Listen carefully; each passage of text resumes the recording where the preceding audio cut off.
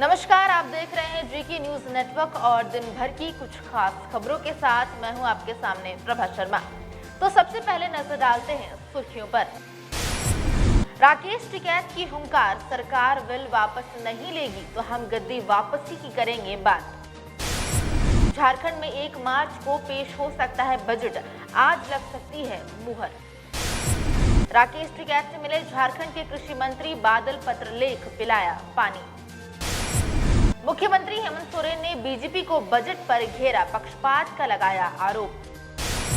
1.54 lakh frontline worker को आज से लगे कोरोना के टीके, जानेंगे सूबे में अब तक कितने हुए वैक्सीनेशन। अब इन खबरों को देखते हैं थोड़ा विस्तार से। केंद्र के 3 नए कृषि कानूनों के खिलाफ जारी प्रदर्शन का समर्थन करने के लिए बुधवार को जिंद में महापंचायत आयोजित की गई, जिसमें भारतीय किसान यूनियन प्रमुख राकेश टिकैत भी शामिल हुए। टिकैत ने इस दौरान केंद्र की नरेंद्र मोदी सरकार पर बड़ा हमला बोला है। उन्होंने महापंचायत में भारी संख्या में जुटे किसानों को संबोधित करते हुए केंद्र सरकार को चेतावनी दी है और कहा है, अगर बिल वापस नहीं लिया गया तो गद्दी वापसी की बात करेंगे। राकेश टिकैत की मौजूदगी में आयोजित महापंचायत में कृषि कानून वापसी समेत 5 प्रस्ताव पारित की गई है, जिसमें पहला तो कृषि कानूनों की वापसी, दूसरा स्वामीनाथन कमेटी की रिपोर्ट लागू करने की मांग। इसके अलावा लापता किसानों का पता लगाने और किसानों पर दर्ज केस वापस लेने की मांग भी की है। इसके अलावा किसानों ने एमएसपी पर कानून बनाने की मांग की। जिंद की महापंचायत से राकेश टिकैत ने केंद्र सरकार को चुनौती देते हुए कहा है कि हमने अभी सरकार से बिल वापस की बात कही है, अगर हमने गद्दी वापसी की बात कर दी तो सरकार का क्या होगा। राकेश टिकैत ने सरकार को बेबाक अंदाज में चुनौती देते हुए कहा, अब भी समय है, सरकार समझ जाए।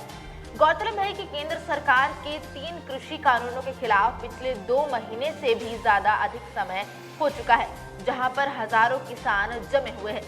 सरकार के साथ किसानों की कई दौर की वार्ता भी बेनतीजा रही है। किसान कृषि कानूनों को वापस लेने की मांग कर रहे हैं। झारखंड की हेमंत सरकार वित्तीय वर्ष 2021-22 का बजट आगामी 1 मार्च 2021 को पेश कर सकती है। वहीं 25 या 26 जनवरी से विधानसभा सत्र शुरू होने की संभावना है। वहीं सत्र करीब 18 दिनों का होगा। संसदीय कार्य मंत्री आलमगीर आलम के मुताबिक बजट सत्र को लेकर राज्य सरकार पूरी तैयारी कर ली है। बजट सत्र को लेकर तैयारियां अंतिम चरण में है। इससे इस बात पर बल मिलता है कि फरवरी माह के अंतिम सप्ताह से बजट सत्र शुरू होगा और उम्मीद है कि 1 मार्च को झारखंड का बजट पेश हो सकता है। इस बार 8 से 10% के करीब झारखंड बजट का आकार बढ़ने की उम्मीद है। मालूम हो कि झारखंड सरकार के अधीन 32 विभाग हैं। इन सभी विभागों द्वारा अपने अपने स्तर से बजट को अंतिम रूप दिया जा रहा है। बजट सत्र के पहले दिन 25 या 26 फरवरी को राज्यपाल का अभिभाषण होगा। अगर 26 फरवरी से बजट सत्र शुरू होती है तो राज्यपाल के अभिभाषण के बाद यानी 27 और 28 फरवरी 2021 को कोई कार्य नहीं होगा, क्योंकि 27 फरवरी शनिवार और 28 फरवरी रविवार है। इसके बाद सोमवार यानी 1 मार्च 2021 को हेमंत सरकार बजट पेश कर सकती है। दिल्ली की सीमाओं पर प्रदर्शन कर रहे किसानों के साथ झारखंड सरकार ने एकजुटता दर्शाई है। प्रदेश के कृषि, पशुपालन एवं सहकारिता मंत्री बादल, पत्रलेख ने किसान नेता राकेश टिकैत से मुलाकात कर उन्हें झारखंड का पानी पिलाया। देर रात गाजीपुर बॉर्डर पर टिकैत से मुलाकात के बाद बादल, पत्रलेख केंद्र सरकार पर जमकर बरसे। उन्होंने कहा कि संसद से पारित तीनों कृषि कानूनों को केंद्र सरकार को तत्काल वापस ले लेना चाहिए। उन्होंने गाजीपुर में आंदोलन कर रहे किसानों से भी मुलाकात की।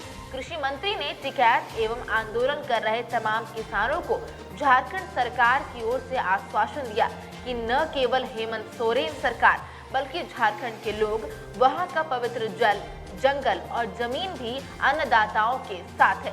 बादल, पत्रलेख ने कृषि कानूनों को तत्काल वापस लेने की मांग करते हुए केंद्र सरकार पर सरकार संवेदनहीन होने का आरोप लगाया। उन्होंने कहा कि नरेंद्र मोदी की अगुवाई वाली केंद्र सरकार किसानों के दर्द को नहीं समझ पा रही है श्री पत्रलेख ने आगे कहा कि दिल्ली की सीमाओं पर सड़कों पर लोहे के कीले, कंटीले तार एवं सीमेंट की दीवारें बनाकर अन्याय के विरुद्ध शांतिपूर्ण ढंग से प्रदर्शन कर रहे अन्नदाताओं को अपने ही देश में दुश्मन जैसा व्यवहार सहना पड़ रहा है।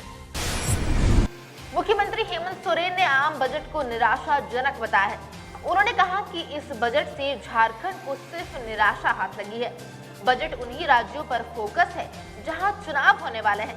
सीएम ने कहा कि बजट में मनरेगा के लिए कुछ भी नहीं है। गरीब और मध्यम आय वर्ग के परिवारों की कर शक्ति बढ़ाने को लेकर भी कुछ नहीं है। उल्टा पेट्रोल और डीजल पर एग्रीकल्चर सेस लगाया जा रहा है। ये बजट सिर्फ निजीकरण पर केंद्रित है। केंद्र सरकार देश की सारी संपत्ति बेचने पर तुली है। बैंक से लेकर बंदरगाह तक बिक रहे हैं। एयरपोर्ट व रेलवे भी बिक रहा है। रोजगार के अवसर बढ़ाने को लेकर इस बजट में कुछ नहीं है। वहीं बीमार व बंद औद्योगिक इकाइयों के लिए भी कुछ नहीं किया गया है। अब बजट बंगाल चुनाव को ध्यान में रखकर बनाया गया है। ऐसे बजट से भाड़े की ट्रेन आपको मिलेगी, भाड़े का रेलवे स्टेशन मिलेगा। ऐसे में आत्मनिर्भर भारत बनेगा कि आत्म बेचो भारत मिलेगा। जिस तरीके से विगत वर्षों में देश चला है और अभी कोरोना काल में उद्योग बंद हुए हैं, उसमें अर्थव्यवस्था कैसे खड़ी होने वाली है। आने वाले समय में देख रहे हैं कि देश के कोषागार में पैसों के हिसाब किताब में ऐतिहासिक गिरावट हो रही है और जीडीपी बढ़ रहा है। जब उद्योग धंधे चल ही नहीं रहे तो जीडीपी कैसे आगे बढ़ेगी, ये तो देश के बड़े अर्थशास्त्री ही बता सकते हैं। वहीं ऐसी परिस्थिति में शेयर की उछाल रेगिस्तान में पानी के जहाज चलाने जैसा है। अब नौकरी पेशा वालों की भी खैर नहीं। अब डिविडेंड में भी शायद सरकार हिस्सेदारी लेने की तैयारी कर रही है। झारखंड में 3 फरवरी से 1.54 लाख फ्रंटलाइन वर्कर्स को कोरोना का टीका लगाया जाएगा। स्वास्थ्य विभाग द्वारा इसकी तैयारी पूरी कर ली गई है। अब तक केवल सरकारी व निजी अस्पतालों के स्वास्थ्य कर्मियों को ही टीका दिया जा रहा था। फ्रंटलाइन वर्कर्स में BSF, CISF, SSB, CRPF, ITBP, राज्य आपदा प्रबंधन विभाग के कर्मी, होमगार्ड, पुलिसकर्मी, नगर विकास विभाग के अधीन नगर निगम एवं नगर निकाय के कर्मी, राजस्व विभाग के कर्मी शामिल हैं। इन्हें बुधवार यानी आज से टीका लगाया जाएगा। तो ये थी दिन भर की कुछ अहम खबरें। आगे और भी इस तरह की अपडेट्स के लिए बस बने रहिए हमारे साथ जेके न्यूज़ नेटवर्क।